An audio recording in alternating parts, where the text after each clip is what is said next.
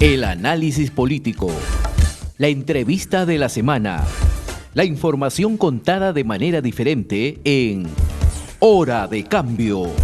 Desde estos momentos nos conectamos con el Perú en Hora de Cambio. Si quieres estar bien informado, quédate en Hora de Cambio. Imparcialidad, objetividad al momento de darte las noticias con Hora de Cambio.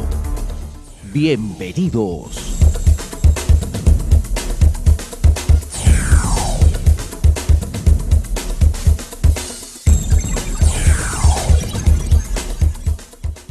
Y conversamos entonces con el señor José Luis Bernuy, presidente de la Asociación Nacional de Pescadores Artesanales del Perú, por sus siglas ANEPAP.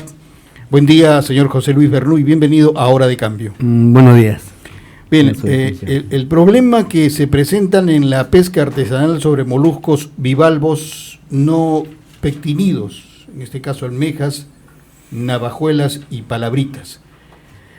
En primer lugar, ¿cuál es la actual situación de la pesca artesanal?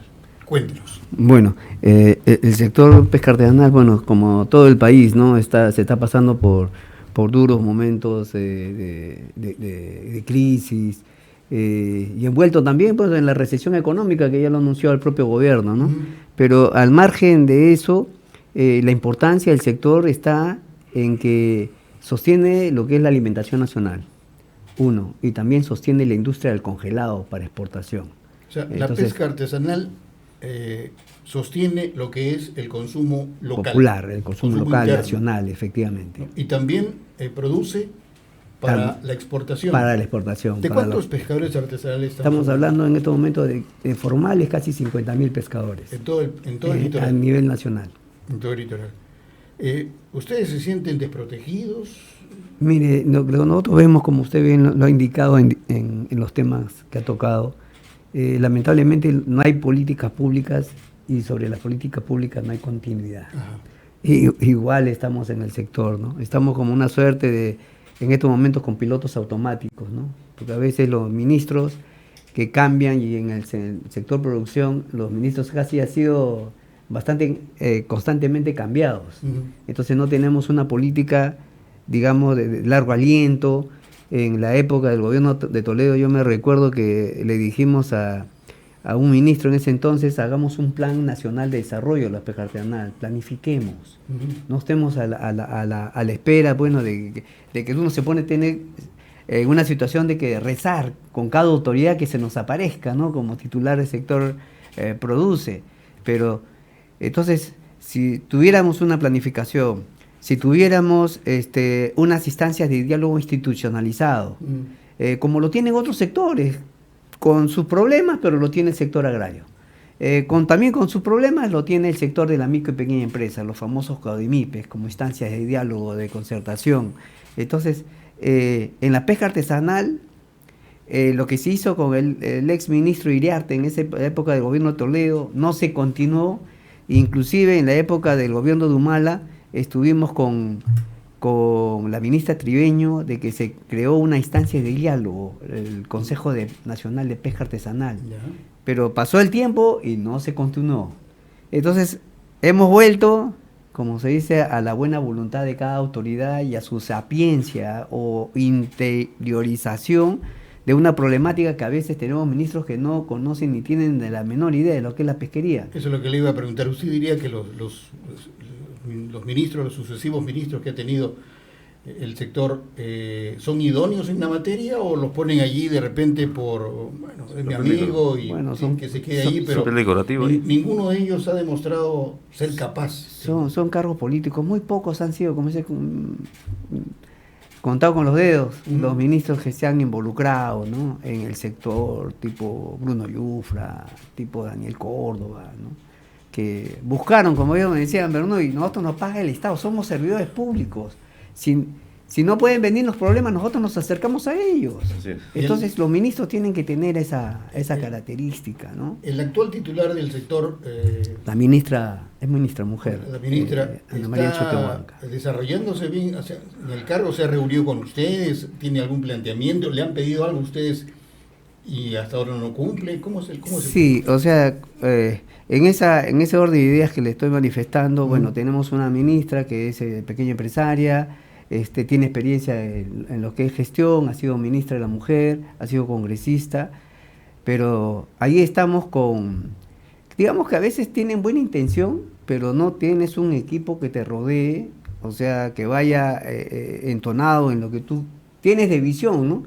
Y lo ideal sería que la ministra retomara esos temas, ¿no? Para decirlo, la continuidad.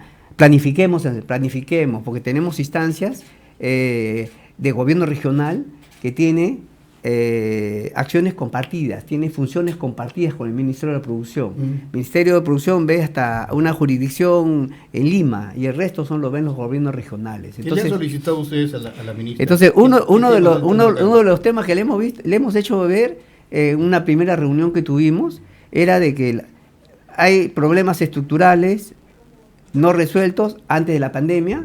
Vino la pandemia, agudizaron las circunstancias porque al pescador solamente le dijeron, bueno, sal a trabajar y te doy todas las facilidades. Y bueno, hasta de repente te vacunas primero.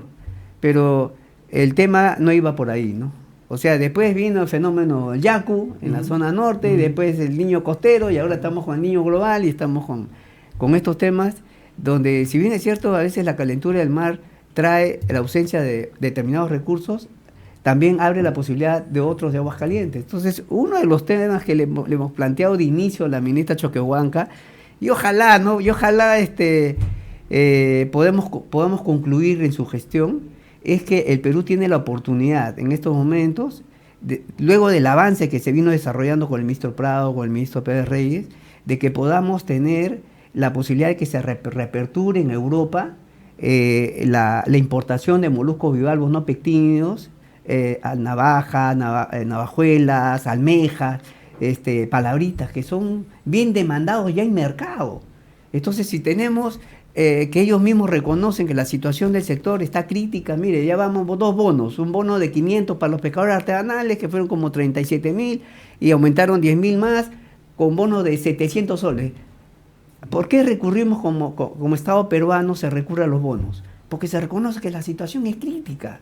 Entonces, hay recursos, porque prácticamente la política pesquera peruana se ha fundamentado en la anchoveta para harina de pescado, en determinados recursos como la pota, el bonito, el perico, el jurel, la caballa. Después el resto de recursos es como si no existiera. El porcentaje de estos productos que se extraen del mar, pota, bonito, es mínimo.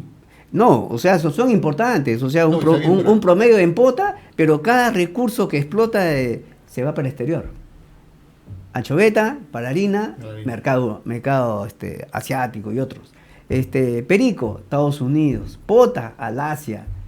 Concha abanico, mercado europeo, Francia. Entonces, o sea, ¿qué nos queda para el mercado nacional? Los otros recursos.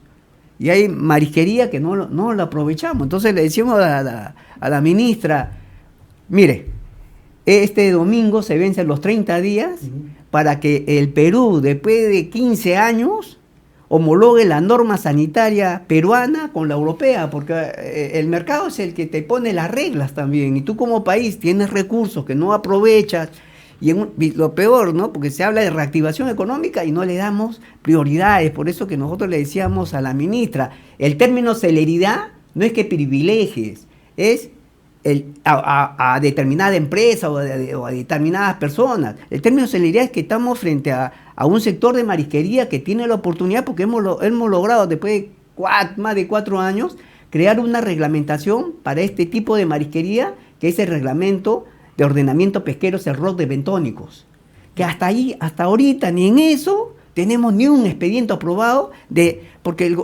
hay algo que el Estado ya está reconociendo. Tú tienes como 200 inspectores a nivel nacional, poco más de 200 inspectores, y en menor cantidad los gobiernos regionales tendrán 1 o 2 para cuidar el mar, para cuidar los bordes costeros. ¿Con cuánto personal cuentas para cumplir las normatividades? ¿Y qué les ha dicho la ministra cuando ve que ya se vence el plazo y entonces, no tomó ninguna decisión? Mire, en día hábil, es hasta el día viernes, ya se sacó una prepublicación luego de de insistir en las gestiones, Sanipes presentó ya el decreto supremo y el Ministerio de la Producción ya abrió con una RM, como ahora son prepublicadas las normas para que tengan conocimiento público, los sectores interesados hagan sus comentarios. Ya este domingo es los 30 días calendarios que vencen. Yeah. Y este viernes, cualquier sugerencia. A partir de allí, en la última reunión que hemos tenido con la viceministra, nos dijo entre 5 a 7 días. ¿Y por qué?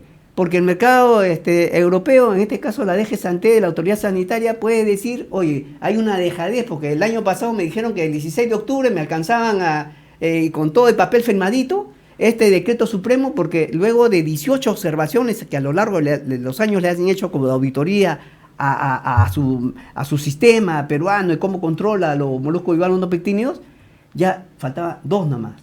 Y las 2 únicas son publicar un decreto supremo que homologue la norma sanitaria peruana en moluscos bivalvos vivos, pectíneos y no pectíneos, con la europea. Y la otra, acredítame la que se han capacitado tus inspectores que clasifican área, tu personal que clasifica área. Entonces ya has cumplido eso. Entonces, ahora, ¿qué pasó? De que la ministra entra, y bueno, decisiones políticas, hubo un cambio de un presidente del directorio que si hubiéramos sabido que esa decreto supremo, no hubiéramos tenido un día con el presidente ejecutivo, hubiéramos hecho que dialogando que la puesta en vigencia de este decreto supremo que tiene que ver con la salud pública, sea para el mercado nacional o sea para el mercado nacional, tiene que ser aplicado al día siguiente de su publicación, porque es tema de salud. No podemos tener una diferenciación y decir, bueno, y el que quiere exportar lo puede hacer cumpliendo todos los requisitos, pero de a hoy. No le vas a decir, oye, 90 días para entrar para que se adecúe. ¿En quién se adecúa si ya como autoridad sanitaria que has demostrado a lo largo del tiempo una incapacidad? Porque eso es lo que te ha cuestionado la DGSanté, la autoridad sanitaria. Oye, mejore. ¿Cuánto tiempo te has demorado? Ahora la decisión política ya es de la ministra. Le vamos a oficiar a todos los congresistas porque a partir del día lunes, quién sabe que de repente viene, así como a Turquía, 3 años de restricción. Y te vas a tumbar lo poco, disculpen la expresión, pero te vas a traer abajo lo poco que había de industria, que ya de 8 empresas que tienen fábricas, ya una sobrevive. Entonces, si quieres, agarra ese monitor Huáscar y defiéndete. Ya por decoro, como país, como autoridad, tienes que demostrar, porque para eso te pagan y cobras un sueldazo. Toda la gente que está ahí en la labor de servidor público, que ese es lo principal.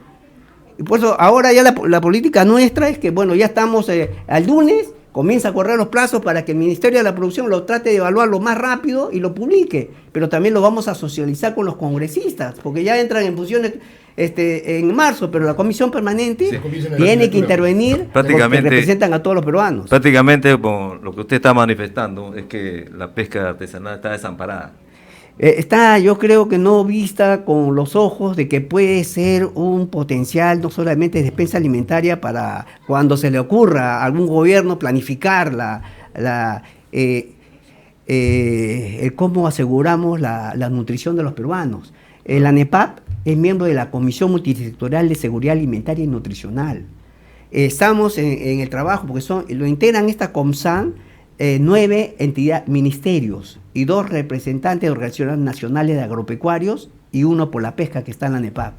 Se están planificando para los próximos 5 años y no hay estudios en comercialización ni en distribución, porque estamos en pleno trabajo de aprobar la nueva estrategia y la nueva política para los próximos 5 años. Entonces, lo que hemos percibido nosotros es que no hay mirada de inversión en la pesca, que tiene que ver con la alimentación. En proteínas, el pescado y marisco es mucho mejor que las otras carnes.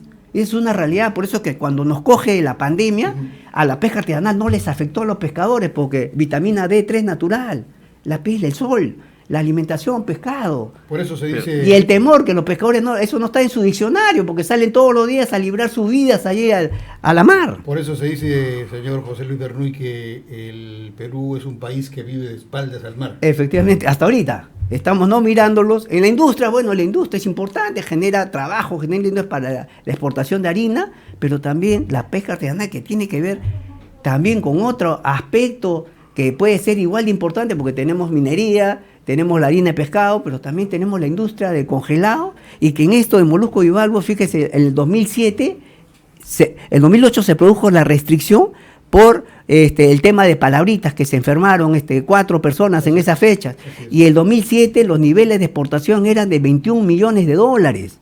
Imagínense que si hubiéramos mejorado, si el Perú se hubiera, bueno, hubo esto, voy a controlar mis áreas, voy a invertir en el sector de tal manera que yo mejore, porque los gobiernos regionales y los municipios solamente piensan en el ladrillo, fierro y cemento, porque donde hay coima, en cambio en el alimento no hay coima. Usted nos da a entender de que prácticamente si hiciera una buena inversión, Perú sería una potencia, así como Chile. Que potencial, digamos, en el mercado europeo. Efectivamente, el mercado nacional es mercado pequeño frente al mundial. Entonces, ahí en Europa, exportamos fuerte concha abanico. La ha pasado mal en esta temporada con el fenómeno, porque los ríos llegan y le malogran ahí las zonas acuícolas, de ahí, por ejemplo, de Sechura. Pero tenemos otros recursos. Y esos recursos tenemos que explotarlo, aprovecharlo para beneficio, para generar economía. La pesca artesanal genera 10 puestos de trabajo por cada uno que se crea en mar, en tierra, 10. Entonces hay que entender, es cuestión de sentido común. Y esta pesca artesanal, digamos, se ve afectada. De primera milla, extracción de mariscos, claro, y sistema de rastras con cierta tecnología para sacar, por ejemplo, las palabritas. Pero esta pesca artesanal que usted menciona, quizás se ve afectado por las grandes embarcaciones extranjeras. No, a la marisquería que está dentro de las 5 millas, la primera milla, no se afecta. Porque hay que ver, ¿no? Hay que ser conscientes. Tenemos ya, según estimados, de 16.000 embarcaciones. Ahora, según IMARPE, que debe soltar su última encuesta nacional, debemos haber llegado ya a los 20.000. Y igual tenemos un crecimiento de pescadores, porque ahí no te piden, pues, dame tu certificado de antecedentes penales. O sea, necesitas un personal, lo requieres y no le pides tanto papeleo. Además, entonces tú tienes mucha demanda y gente que se dedica a la pesca artesanal. Cuando hay levantada de pesca, como de pota, por ejemplo, necesitas personal. Además, la pesca se nutre de sus propios, o sea, de sus trabajadores, pero de los familiares, y es una continuidad. Así es, todas unas comunidades que hay a lo largo de 120 puntos de desembarque.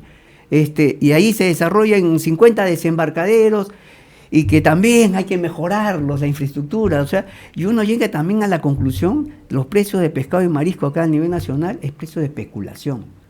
La pesca artesanal, a diferencia del industrial, goza de ciertos beneficios el industrial en cuestión de impuestos al combustible. En la pesca artesanal no se asume el íntegro. IGB y el selectivo lo asume. ¿Dónde están los beneficios? Salvo en los créditos nomás, que Fondepes te da a 3 a 7% al año. Después, ¿qué otra cosa más tienes? En los de Impulso Mi Perú deberían considerarlo a la pesca artesanal. Pero otro, como digo, acá es cuestión de la ministra. Bueno, íbamos a tener un diálogo, se frustró, pero esperamos que en esta semana que viene demostremos seriedad a uno de los mercados que puede reactivar rápidamente la costa, porque marisquería hay en todo el litoral, y nosotros a través de los congresistas también le vamos a, como se dice acá en nuestro país, que no llora no mama, ¿no? Lastimosamente las autoridades, cuando sienten la presión ya la calle, se preocupan, ¿no? Entonces, eso es, los moluscos bivalvos no pectíneos es una de las acciones que puede reactivar rápidamente la economía de los pescadores artesanales de la primera milla. Otro de los temas que estamos preocupados es por la aleta del tiburón. Hay pesca artesanal de primera milla, de orilla costera, y hay pesca artesanal de altura. De esas 16.000 embarcaciones, tenemos casi 3.000 que se dedican a la pesca de altura, al perico, a los tiburones. Y uno de los recursos que aparece por la calentura del mar son los tiburones. Entonces, ahí tenemos un tema de que en el mundo hay sus mares depredados. La diferencia es que el Perú no, con todos sus problemas, pero hay cierto control. Entonces, de que hay mucho que hacer, una agenda pendiente, la hay. Pero también tienes que aprovechar los recursos, por ejemplo, esto de los tiburones. Hay control internacional, te requieres permisos, que te dan disposiciones internacionales y los famosos permisos CITE para que tú, el exportador, pueda comprar la aleta del tiburón, porque la aleta del tiburón no lo comes. las aletas cortas, un porcentaje del toyo, por ejemplo, sus aletas, tú lo consumes porque acá no hay eleteo. Acá el peruano lo consume toda la carne del hidrobiológico. Entonces tiene un producto que son sus aletas y que tiene precio y que en estos momentos ya en el sur todo lo que es flota de pesca de altura no le puede vender a los señores. Entonces ahí hemos tenido con el ministerio también una gestión para que se reglamenten los permisos CITES, que esos son los permisos para los exportadores para que puedan comprar aleta y exportarla. Y los pescadores no rompan esa cadena productiva que termina también como último eslabón en estos procesadores y exportadores. ¿Esas aletas de tiburón se utilizan para productos medicinales? Para alimentación como también para industria farmacéutica. Entonces hay producto y no lo aprovechamos. Ahí también invocamos a través de su medio que el ministerio tenga celeridad, que un decreto supremo que puede demorar 20 días, ¿por qué tiene que demorar meses? Y también adecuarnos a una realidad. En estos momentos hay un stock de aletas del tiburón, porque las cuotas, el órgano científico en esta determinación de las cuotas del tiburón, lo da el MINAN y no el Instituto del Mar. Entonces, cada uno lo hace con cifras estadísticas y las cuotas del Ministerio de Ambiente demoran, entonces se te acumulan saldos, porque las cuotas son bajas según sus indicadores de desembarque y se te van acumulando y tienes ahí un potencial como para que si tú lo regularizas con una disposición transitoria en este decreto supremo de los permisos CITE, yo creo que le daríamos liquidez a los exportadores para comprar a los pescadores artesanales y que no estén desde hace meses ya no pudiendo vender sus aletas de tiburón. Y están haciendo sus movilizaciones, ya para la primera semana de marzo se realiza ya no plantones, sino ya marchas, porque para hacer sensibilizar a la autoridad. Pero parece que esas marchas y plantones no le entran balas a Sí, pero es muy lenta la reacción. A la presidenta ni a su consejo de ministros. No les importa. Todavía no le hemos tocado la huerta al señor Otárola, pero ahora sí le vamos a decir porque él tiene que llevar en sintonía. Ante toda esta demanda que ustedes han hecho, digamos, su asociación a NEPAC, ¿no? Sí. Hasta el momento, ¿cuál es el pronunciamiento del sector pesquero, ¿no? Hacia ustedes, ¿no? Por eso, los avances se dan, pero se demoran demasiado. Ahí es el problema.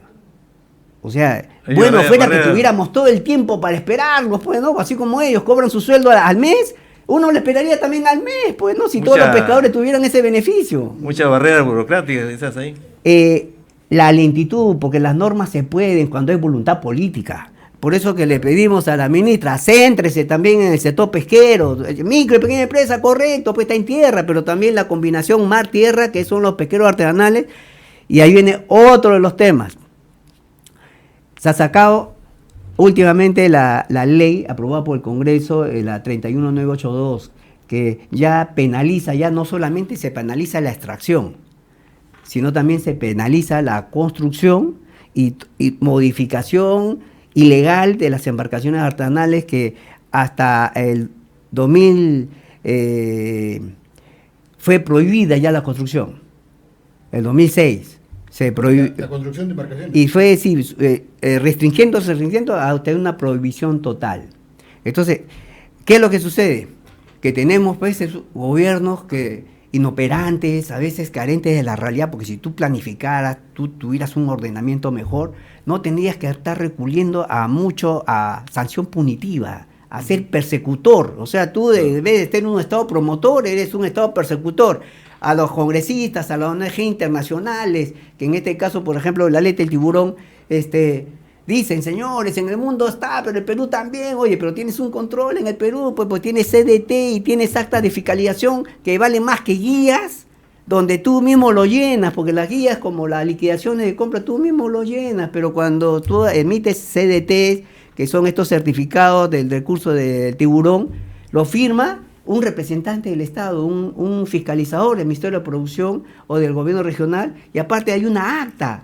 Entonces, te ponen más reparos cuando tú, ni la convención sí te lo indica. Entonces, somos más papistas que el Papa cuando miramos lo nacional, al productor nacional. Por eso es que es nuestro llamado de atención y ahora a sensibilizar y hacerlo, y muchas gracias a sus medios por darnos la oportunidad de socializar a la opinión pública esta problemática que no solamente debe quedar entre los pescadores y el ministerio, sino lo de toda la población, porque toda la población aporta sus impuestos y sostenemos a toda la burocracia estatal partiendo de la presidenta, el presidente del Consejo de Ministros y todos los ministros. Entonces,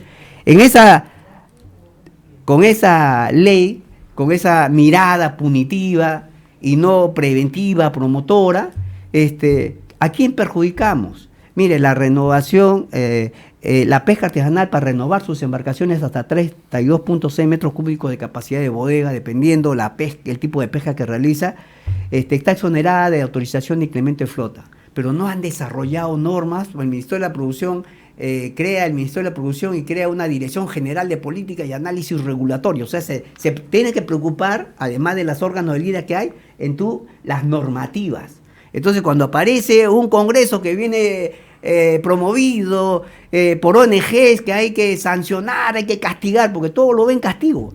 Oiga, ¿por qué no hemos desarrollado toda la norma referente a que las embarcaciones artesanales se puedan renovar? O sea, 15, 18 años una embarcación y de altura están mucho tiempo en el mar, tú tienes que renovarlas, pero no hay procedimiento TUPA. O sea, todo está de cabeza. Todo está de cabeza. Prácticamente diera la impresión, por eso le digo, no planificamos. Y usted lo que ha dicho es lo correcto. Sí. No aplicamos una continuidad en las políticas públicas. Y lo poco que tenemos de políticas públicas la desordenamos, lo desordenan los mismos gobernantes. A todos estos problemas que usted ha mencionado, ¿no? También quizás se ahondó más con esto del derrame que hubo acá también, o sea, el derrame... Deja secuela también eso, ¿no? Deja sus secuelas porque obviamente esos hidrocarburos toman sus tiempos, ¿no? Y tú no tienes una política, siquiera los chilenos lo hicieron, ¿no? Una agresiva política de repoblamiento de macroalgas. ¿Por qué? Porque quizás no te da coima. Los gobiernos regionales, no generalizo porque hay unos que son excepción, pero la gran mayoría de las autoridades, sea en los distintos niveles, prefiere el ladrillo, fierro y cemento, pero no cuidas el mar. Mire, imagínense que solamente Lima, mira, ahí nomás ya se puede, que es la más grande ciudad en población. Claro. ¿Cuántos plantas de tratamientos hay? La Chira, en el sur, y tenemos Tahuada. Ahora imagínense en las regiones del país. ¿Plantas de tratamiento? No hay. No hay. No existe. Laguna de oxidación, no hay. Y después todos son vertimientos domésticos, efluentes industriales, de agro, y todos los ríos, drenes, todo va para el mar. ¿Y quién se preocupa por el mar? Ahora vamos a tener, por ejemplo, el puerto de Chancay, Perú. Ahora sí vamos a hacer el puerto Jo, porque Mentira. No lo podía hacer el Callao. Mentira. Claro. Ahora vamos a tener un puerto Jo donde van a venir, pues, barcos ya lo más gigantes, de 19 de profundidad de metros, van a alterar tu ecosistema. Van a alterar tu ecosistema, porque tú tienes tu ecosistema. Entonces van a venir esos barcos y van a venir en las cantidades enormes. Imagínate un barco de 18.000 contenedores, un solo barquito, y ese puerto de Chancay va a tener como para 20.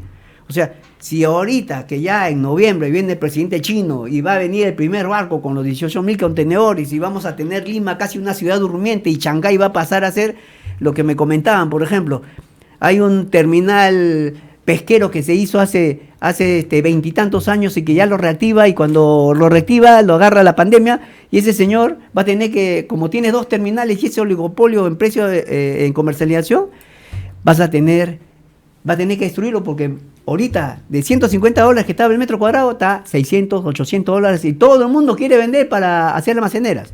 Entonces yo quisiera concluir con un detallito, si permiten.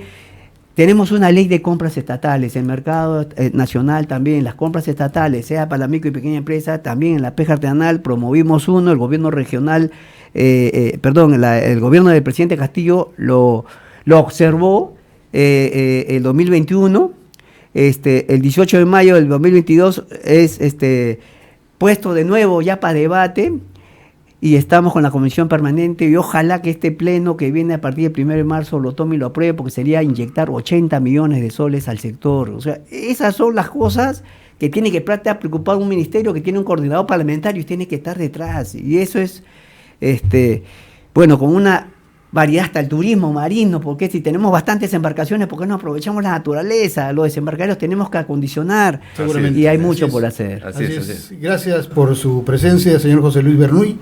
Vamos a convocarlo seguramente en las próximas semanas para conocer un poco más de cerca de lo que viene ocurriendo en el asunto de la pesca artesanal en el Perú. Muchas gracias. Muchas gracias. Muchas gracias A usted. Hemos presentado Hora de Cambio. Nuestro equipo de producción ya está trabajando recopilando información para un nuevo encuentro en